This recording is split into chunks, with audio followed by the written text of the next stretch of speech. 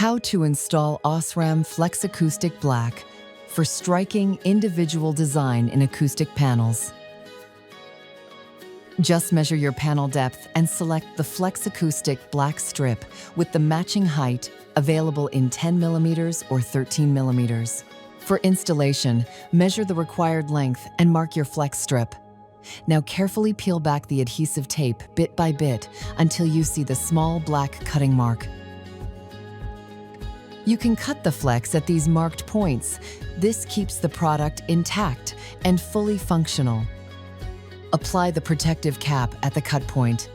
Now, slowly peel off the adhesive backing, step by step, and press the strip into your panel.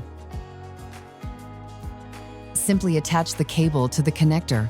Up to 3 strips can be connected to one power supply. Insert the power supply into the outlet and switch it on using the included remote control.